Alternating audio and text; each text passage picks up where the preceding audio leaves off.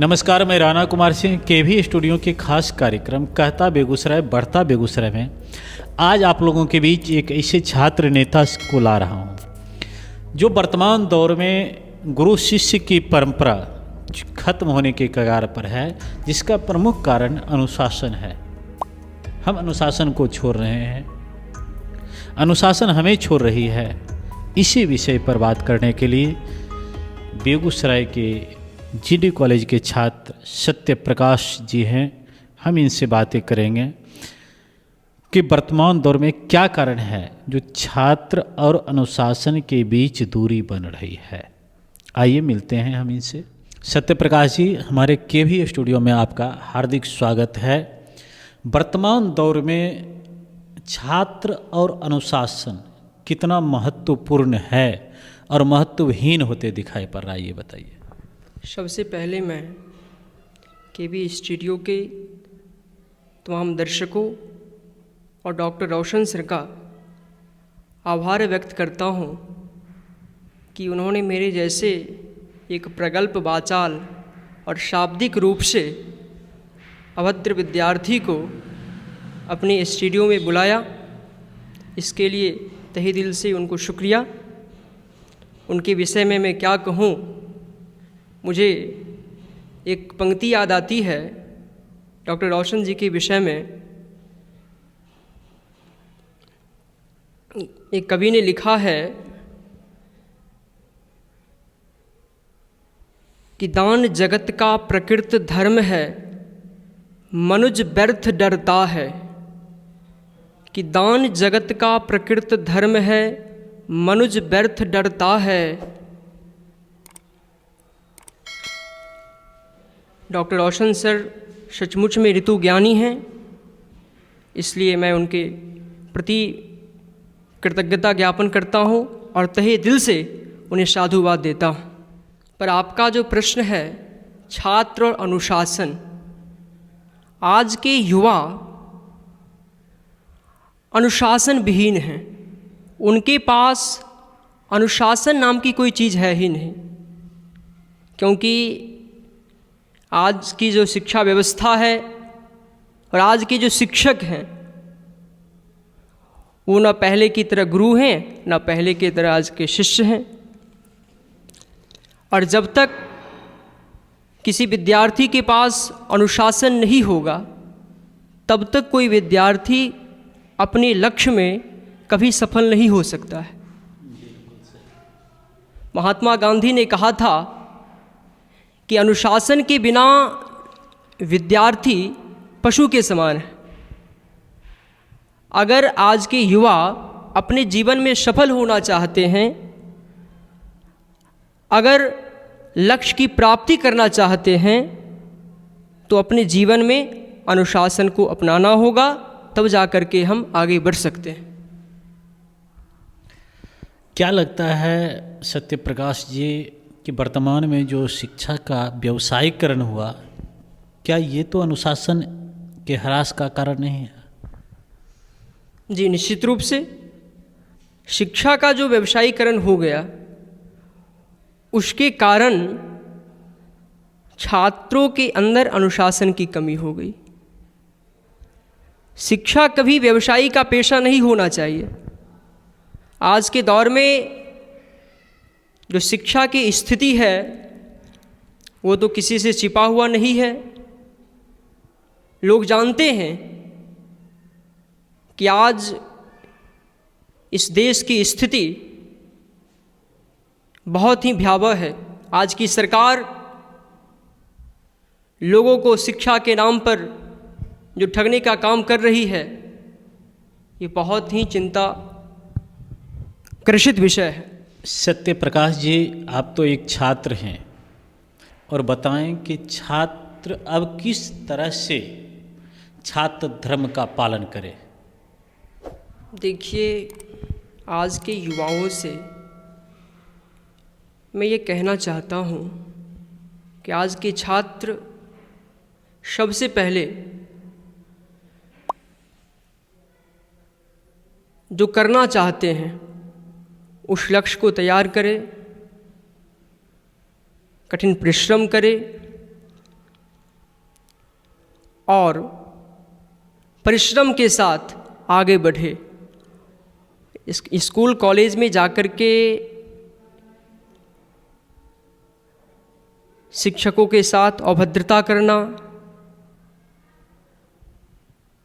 लड़कियों के साथ अभद्रता करना, ये सभी आज के विद्यार्थियों का काम है। मैं चाहता हूँ कि ऐसे विद्यार्थियों को ये सब नहीं करना चाहिए। आज के विद्यार्थी अनुशासन के साथ, क्योंकि आपने देखा है कि जितने सारे महापुरुष हैं वो अपने जीवन में जो सफल हुए हैं उसके पीछे कुछ रहस्य है। वो रहस्य यही है कि वो सभी लोग अनुशासन और शिक्षक के प्रति सम्मान के साथ आगे बढ़ते रहे हैं। यही मैं आज के युवाओं से कहना चाहता हूँ। एक किसी भी शिक्षण संस्थान में आज गुरु और शिष्य के बीच जो परंपरा चली आ रही थी उसमें ह्रास देखा जा रहा है कि शिक्षकों की शिकायत होती है कि विद्यार्थियों के द्वारा उनको सम्मान नहीं दिया जा रहा है। इसके पीछे का कारण क्या है? देखिए, आज के जो विद्यार्थी हैं वो आध्यात्मिक शिक्षा से अलग हैं। उन्हें अध्यात्म से कोई मतलब है ही नहीं। और जब तक विद्यार्थियों के अंदर व्यवहारिक ज्ञान और व्यवहारिक शिक्षा नहीं मिलेगा तब तक विद्यार्थी कभी आगे नहीं बढ़ पाएंगे।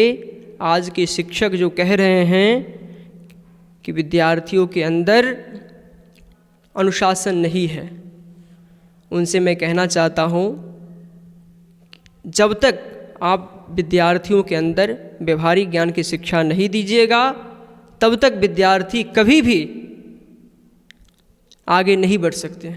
सत्य प्रकाश जी, वर्तमान में छात्र में आपने जो बताया कि देखा जा रहा है एक व्यवहारिक हीनता आ रही है, ह्रास हो रही है, तो उसके लिए सत्य प्रकाश जी का क्या संदेश होगा? मैं इस पे यही कहना चाहता हूँ कि जो विद्यालय के शिक्षक हैं वो अलग से एक व्यवहारिक कक्षा लगाए जिसमें छात्रों को ये बताए कि किस प्रकार से हम लोगों का सम्मान करें, बड़ों का आदर करें, बच्चे को प्यार दे। तब जाकर के विद्यार्थियों के अंदर इस प्रकार की भावना जागृत होगी और तब जाकर हमारा यह देश एक शिक्षा के उच्चतम शिखर पे विराजमान हो पाएगा। सत्य प्रकाश जी एक छात्र के साथ साथ आप छोटी छोटी रचनाएं भी करते रहते हैं अक्सर, क्योंकि आपके लहजे से ये साबित होता है कि साहित्य के प्रति आपका समर्पण है। तो हमारे दर्शक चाहेंगे कि आपकी कुछ पंक्तियां सुने। जी, निश्चित रूप से मैं तो मोटिवेशनल स्पीच भी देता हूँ, इसलिए आपने कहा है तो मैं सुना देता हूँ एक कविता कि चलो राम के पद चिन्हों पर, चलो राम के पद चिन्हों पर अब इतिहास बदलना होगा। जाने कितनी अभी तारिका ऋषि मुनियों को सता रही है और जाने कितनी शूर्पणखा है अपना नाटक रचा रही है और जाने कितने केकई अभी पति के प्राण लिया करती है और जाने कितने सती अभी माया से सीता बनती है और जाने कितने कालनेमी भगवा वस्त्रों में छिपे हुए हैं और जाने कितने पर नारी को हरने रावण जोगी बने हुए हैं और जाने कितने बाली अभी अपने भाई का हक छीना करते हैं और जाने कितने रावण अभी अपने भाई को लातों से पीटा करते हैं।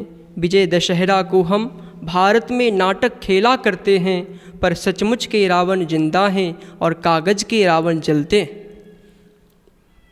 बहुत सुंदर आपने एक प्रेरणाप्रद छोटी सी रचना को प्रस्तुत किया।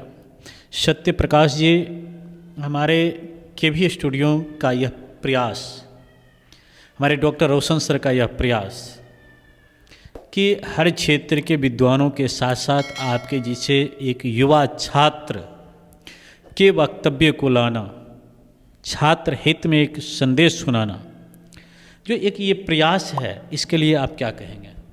देखिए, डॉक्टर रोशन कुमार ने जो मुहिम छेड़ा कि विभिन्न क्षेत्रों के जो प्रतिष्ठित लोग हैं, जो जानकार लोग हैं, उनको उन्होंने एक मंच देने का काम किया है। वो सचमुच में साधुवाद के पात्र हैं। मैं उन्हें तहे दिल से साधुवाद देता हूँ।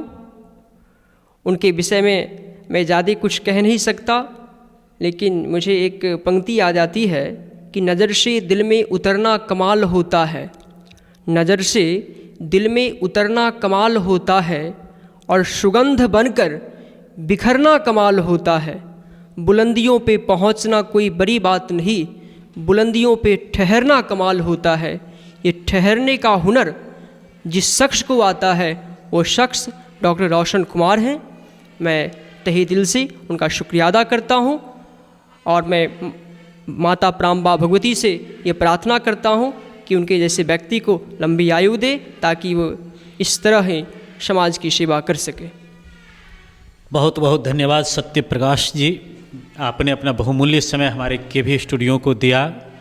छात्र हित में क्या क्या कदम उठाए जाने चाहिए, छात्र को अनुशासन का पालन कैसे करना चाहिए, इस पर अपने वक्तव्य को रखा।